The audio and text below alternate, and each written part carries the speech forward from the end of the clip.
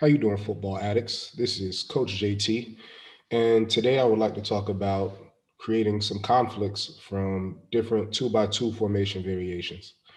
Um, I start off by saying I'm a football coach who spent some time on both the offensive and defensive side of the ball, both inside and outside of the United States. So my perspective is, I wouldn't say unique, but it's developed in multiple.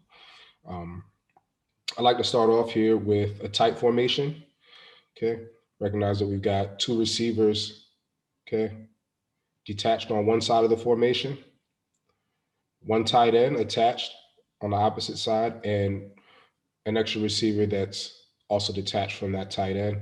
Um, we'll start off doing everything from a pistol set just because the balance is disrupted, okay, offensively and defensively when we set the back offset, okay. And we'll also look at a world where the defense is balanced, all right, and also unbalanced to try to take away what would be more of a major threat from the offense. All right, to begin with here, all right, we have a tight end here. We'll start with the middle of the field, and the defense is balanced up. Okay, they've got enough cover guys here to match up with each of the receivers that are on the line of scrimmage, whether that is in a zone coverage or a man coverage. All right, and here from a single high look. Defensively, just from the look, whether you call it a 4-4 defense or 42 defense, the defense begins gap sound. Okay, they have enough defenders here in the box to cover six gaps. Okay, and they also have a safety here who can take responsibility for the next gap that's created by the tight end attached. All right, we don't have another gap created on the open side of the offense. All right, so this guy is normally a pass strength DB, safety, could be an outside linebacker, depending how you use your terminology. Um, and with him detached, there is no extra gap created on this side. So as this formation is set, we have seven gaps. Um, Defensively, again, this is a good set versus a balanced offensive set. Run game wise, whether you're going to run inside zone, okay, for example, with the whole offensive line with a full inside zone blocking scheme. Whole offensive line step into the play side gap. All right, a simple zone. Okay, I know pistol sets. Okay, can arrange that however you like to arrange the exchange. All right, but here the offense has enough guys in six to be able to block six of the defenders, and whether they read or count on a quarterback bootleg to account for this last defender. All right, the defense is balanced up. They like how this fits. They've got enough players for each of the gaps. Um, Offensively, you also feel that this is balanced. You have enough blockers for every defender that's a major threat. And it gives you a chance, if you're physical enough, to knock some guys back and get some movement in the run game. All right. This is the basis. Not everybody is running this at this point with a tight end attached. All right. You do get a lot of teams at this point in the spread world. And we'll talk about the spread world because you can get into other offenses where this look means nothing for what they're going to do in the run game here. They might be completely triple option based. It could be a heavy pass set. There's multiple ways you can attack, of course. All right, but we're going to look at this now. The two by two open set. All right, whatever you call it.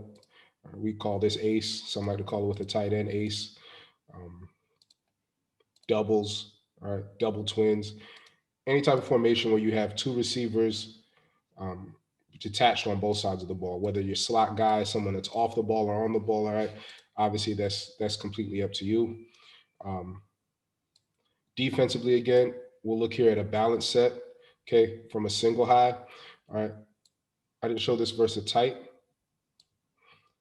All right, but remember the defenses. All right, because the ball's not always in the middle of the field. All right, defenses can also adjust.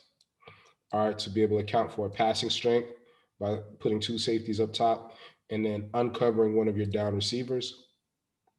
All right, it's not ideal, but we know that opens you up to quick game, at least to the side where there's no cover down guy, or even if a team is more of a 4-3 mindset, they can split out a linebacker and give you a five-man box inside. All right, so for a team that's really pass dominant and playing in a two by two set, This look for you is it's not great pass wise because you've got one to cover up. Say the box is as it is, you eliminate the box, and whatever your route is on the outside, this now puts the defense in a set where they can play almost any coverage. And right now they've got three guys over two on both sides. Those numbers are good for them. Offensively in the pass game, all right, you don't really see a numbers advantage here on the outside, but what you do have is a numbers advantage on the inside. With a five-man box, okay, we can lock up the 5-0 lineman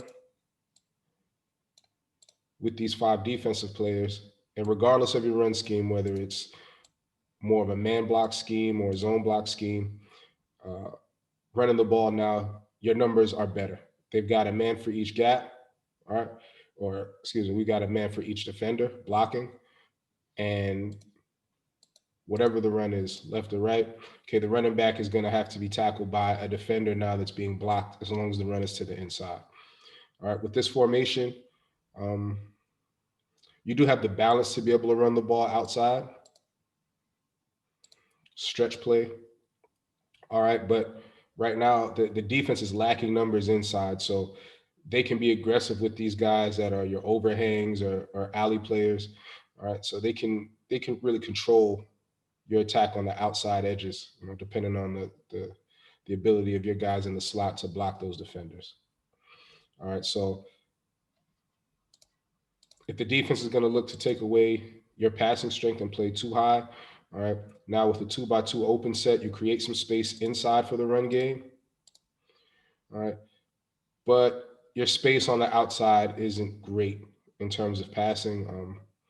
Cover two, cover four, any combination coverages.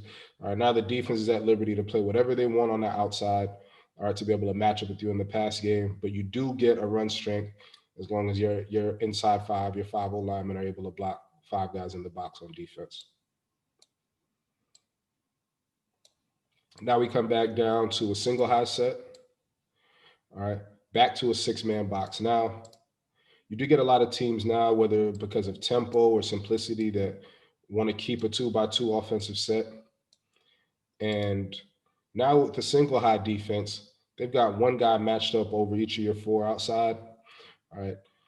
Normally you're getting a cover one or a cover three coverage in back of this. So when it comes to your pass game, this is much better for you. And now because there's six players in the box, all right, you now have enough to block five.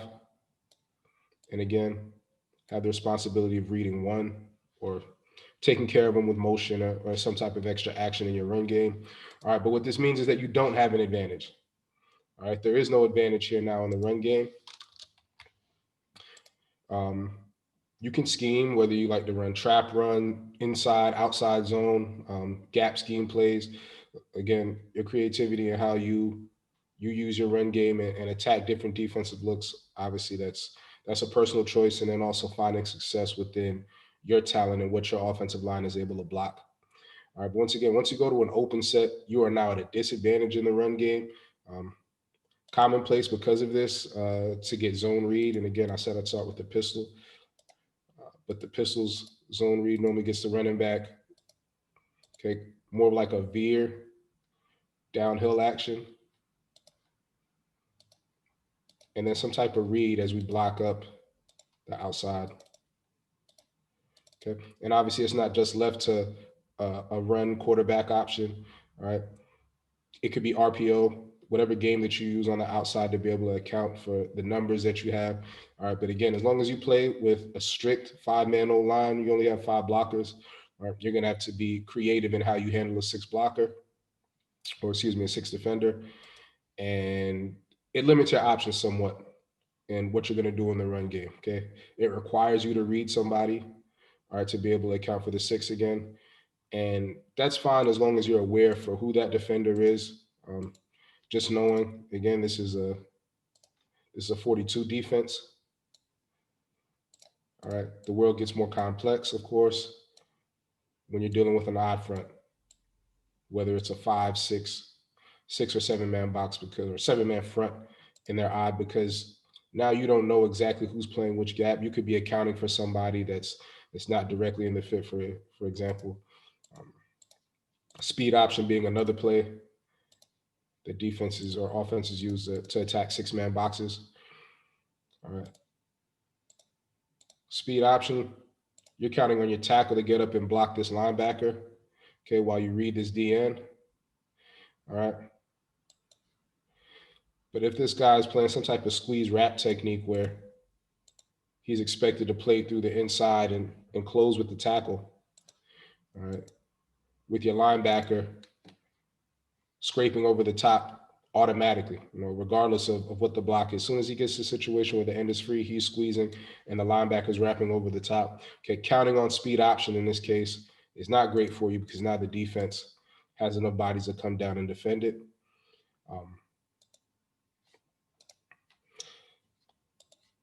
So again, different defensive looks will change how you can create conflicts. When you play in an open set, you've limited some of your choices, at least as far as the run game goes. Of course, there's jet motion, screen game, all that otherwise, but strictly for box run, okay, based on these seven guys, the 5-0 lineman, quarterback, and tailback that are lined up in between the tackles, all right, you're at a disadvantage somewhat without any reads, second level reads, RPOs on the outside. All right. Next formation set we want to talk about, is a tight end wing formation.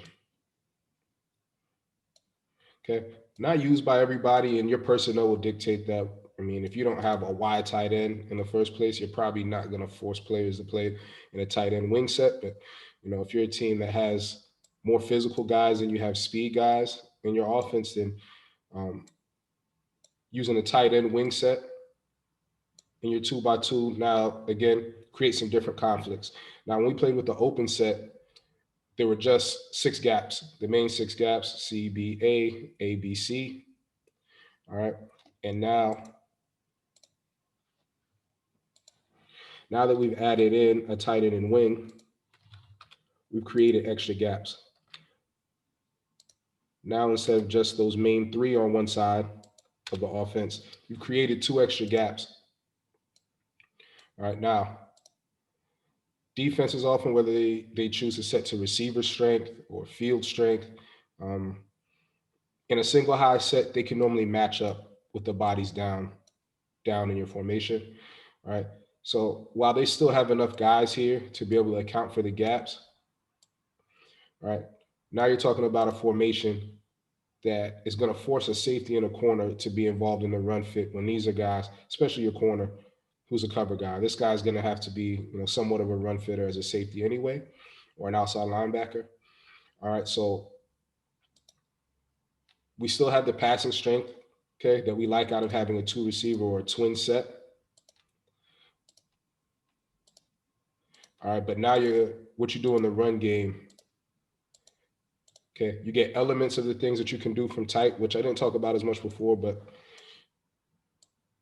when you start off in tight, all right, you now have somebody that can account for that 6 man that you couldn't when you played in an open 2x2 set. So with one tight end here, all right, now I can run, and whether it's to the strength of the tight end or run going opposite. All right, now I can account for a 6 man that would be in the run fit naturally. And this player, whether he's a contained cutback player, a force player backside, he can't be too fast opposite. So consider now inside zone, going to the open side. All right, again, full inside zone. I'm not going to talk about combos or whatever else that you do in your blocking schemes. All right, but now when I run inside zone with a tight end on the backside, I don't need a read. All right, I've got 6 guys to block 6.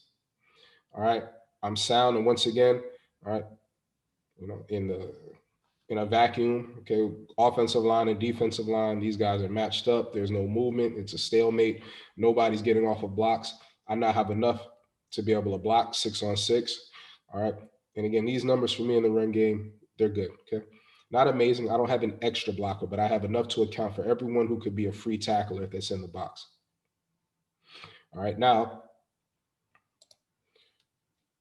along with your zone run, all right, this now becomes an advantage for you when you're more of a base block run team.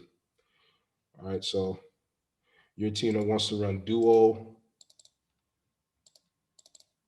for example. All right, now you have somebody on the line of scrimmage to account for the DN.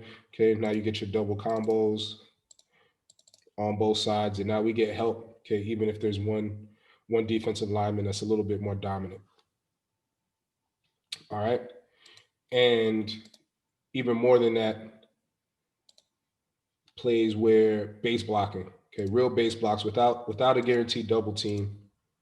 Okay, more one-on-one blocks. We again get an advantage when we have a tight end, um, particularly with a play that I like to use, but it's common in the spread offenses is dart. Okay, I'll talk about some ISOs when we get to 2x1 or 20 personnel formations, 21 personnel formations. All right, but in these 10 personnel 2x2 formations, um, or 11 personnel, you know, what is the difference? This guy can be on the line of scrimmage and block. It's your decision how you can use him. All right, but for example here, dart.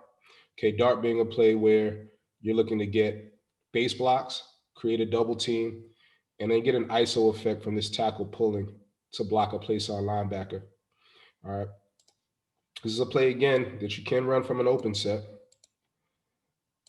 All right, and read it. All right, but if this guy is somebody that, okay, he's a senior quarterback as a high school coach, and your next guy is a freshman, or you're a college team and you're already down a quarterback. All right, you don't want to put this guy in a position to make a read and get smashed by a free running defensive end or linebacker. All right, so we'll take this tight end. Okay, you can take this tight end and block that backside end. And now when you run your dart, all right, we've got a hat for a hat. We've got a double team at the point of attack. All right, and we've got a tackle blocking a linebacker, which we like. All right, so take it a step further now to your tight end wing formations, and you even have somebody to step up and cut off a backside linebacker or a backside safety. Again, not everybody lives in a 4-2 world. I consider you play more of a 4-3 defense. All right. Your tight end able to get on the DN, and then you can, again, get up to the next linebacker, or at least affect the next linebacker or safety. Okay. With your wing, who typically, again, if he's in a tight formation, will be out here at the numbers, and he's blocking a corner who's not normally a threat to you in the run game. Okay, reducing him now in a tight end wing formation. All right, now we've put him in a position where he can block a seventh defender. All right, ways that we can run the ball against a 7-man box. I'm sure with a front like this, we get some rotation or adjustment here from these guys. But again, we're able to block 7 in the box, a hat for a hat in the run game, which again, at the basic is a good sound system for anybody calling the offense.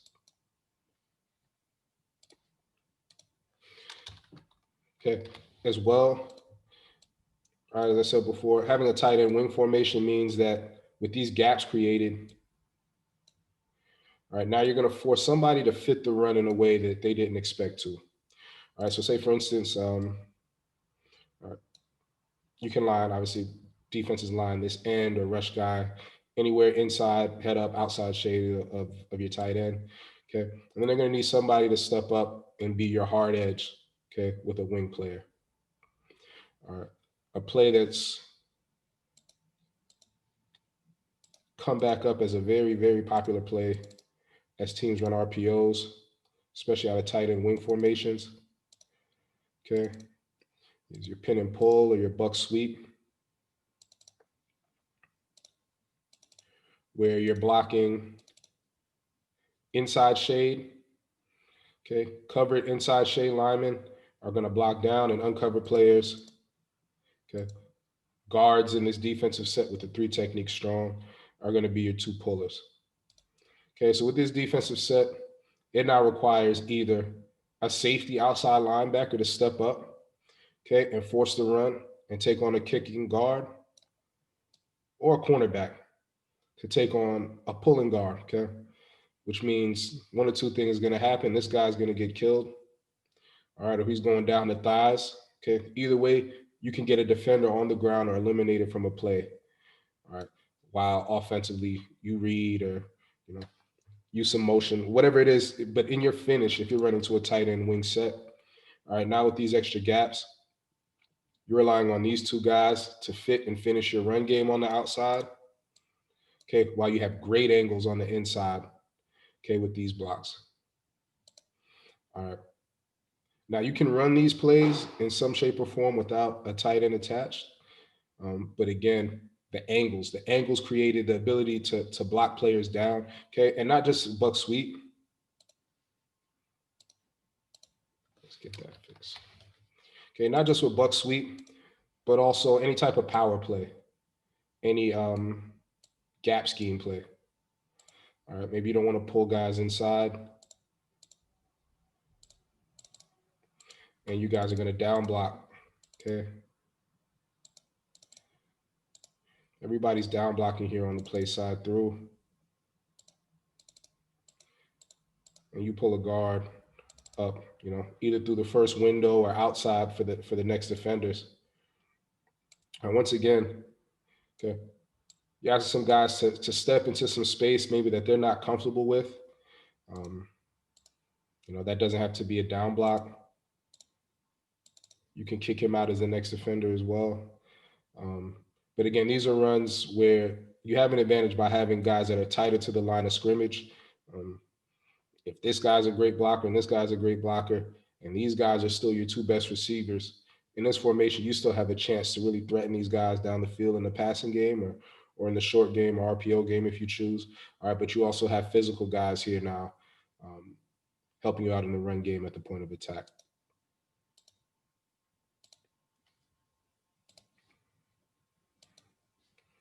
Okay. Now, you don't only need to just focus on one side. Okay, you can create. Okay, we had 8 gaps actually created when we added a tight end wing on one side. All right, we get the same effect in any type of double tight formation. All right, double tight, now you just as frequently get a double wing formation. Okay, main point here is again that we've got 1, 2, 3, 4 gaps. 1, 2, 3, 4 gaps. All right, now we've got 8 gaps created, and at this defense is looking first, they've just got 6 defenders here for these 8 gaps. All right, so now you're going to ask these players to tighten down their alignment now because they need to be a bit tighter now to defend a D gap that didn't exist. All right, because you were out in the open set. All right, now in reality, all right, the gap is still there, the D gap is still there, but it's about the spacing and the timing. Can this running back on a run play get here before more defenders can get down to affect him? When you compare that to an attached tight end who can get to that D gap, now that the tailback can get to that D gap much quicker, all right? Quicker than this safety can get down from his distance. Okay, just looking at the balance. Okay, 6, 7 yards off, 10 yards plus as a single high safety. All right, so now that we're in a double tight set, all the things that you liked and you enjoyed out of an open set, okay, you can now do in this formation as well. So if I want to run stretch or inside zone, okay, negate the box. If I'm running inside zone to this side, I can now block this edge defender, and I can cut off the backside man who'd be responsible for running flat down the line to chase this play down, or he could be a player involved in the read. Now I'm in a situation where I don't have to read this. All right, I can run inside zone and stretch, and I've got now 7 players to block 7. Okay. That backside guy is eliminated in this defensive look. And again, I've got 7 to block 7.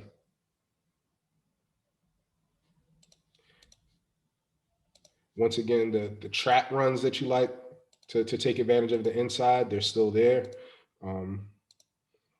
The dart play again, which I'm a big fan of.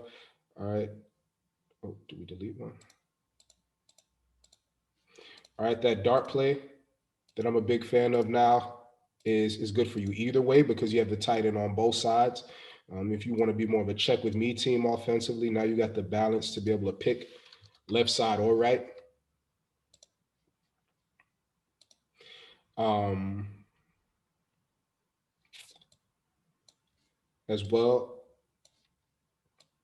All right. Now you have a chance to attack the seams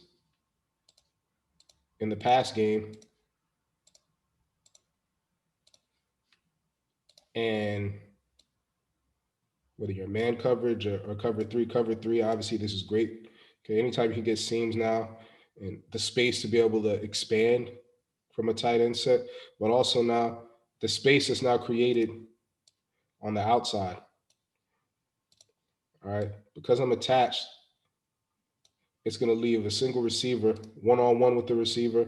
All right, from the sideline to the hash, more or less. All right, you can cover well, but to cover that much space is difficult, and so you get the assist by having an attached tight end, creating more space for you in the pass game as well. I said before, we won't just keep everything single high because everyone doesn't play that way.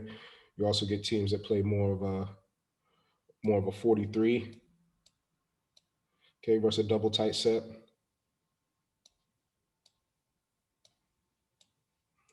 And then play cover four or possibly cover two behind it with two high safeties. All right, now this is a little bit better in the defensive scheme of taking away deep routes. And again, four verticals is a lot more difficult now when you got two defenders here on the hash. All right, but the run game balance once again is great for you on the offense. If I want to run dart now, okay, for example, and I know I keep going back to that play, but combines the elements of dive run and also ISO run. I can now take my H, okay, my tight end on this side, and he now can help my tackle if my tackle and remember that having an attached tight end, whether it's in protection or where you need it at the point of attack in the run game, can only help your tackle if he's a guy that's struggling to make blocks one on one, or maybe if this defensive end is somebody that's a tough matchup for him. All right. But again, here with the dart play,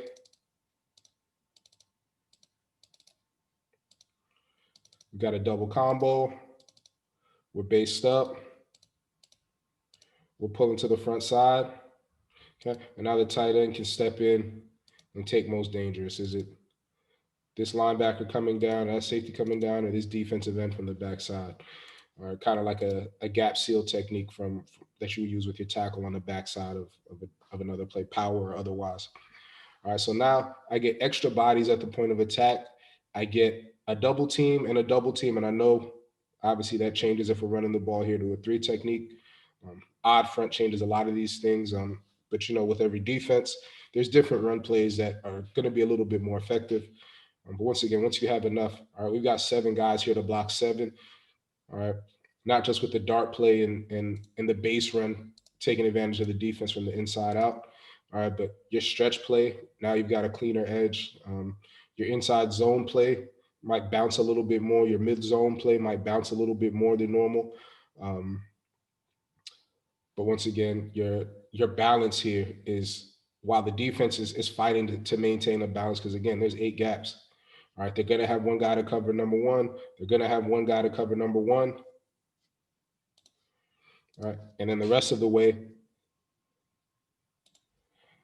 it's dependent on the defense deciding how else they want to attack these seven. At least these seven men on the line of scrimmage, but again, these eight gaps that are up front. All right.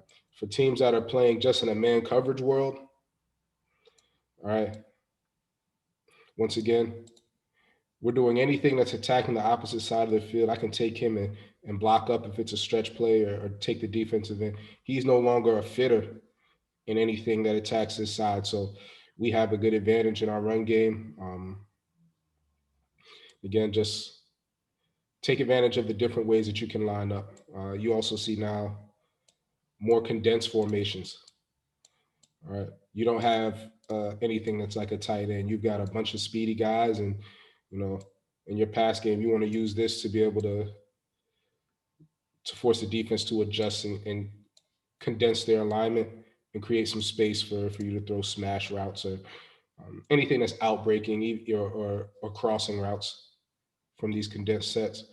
All right, but what these guys now also are are help for you on the edge. You want to run a stretch play or anything where you switch and crack down and exchange and kick out the tackle. All right, you can do that with your receivers now in a condensed set. Um, Again, just something that's not available for you if you're set out in traditional 2x2 open sets. Um, it's really all I wanted to get to today. Uh, just kind of exploring and taking some time to give you guys options just as you're thinking about what you're doing and you're approaching or in the middle of your football season. Um, Always be creative. Don't assume that because you've done something and it's worked well and that it's worked well in the past that it's always going to work well. Somebody is eventually going to look at what you do and find an answer for it. And maybe you haven't gotten to that point yet, but until then, continue to look for different ways to tweak the things that you do and always fight for the best matchup that you can come up with. Um, and let's see, maybe we'll get to on another video, maybe 3x1, possibly also 2x2.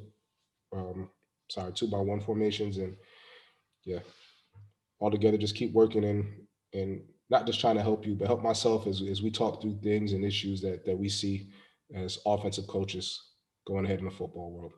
All right, so until next time, again, this is Coach JT, and I'll talk to you guys. Bye.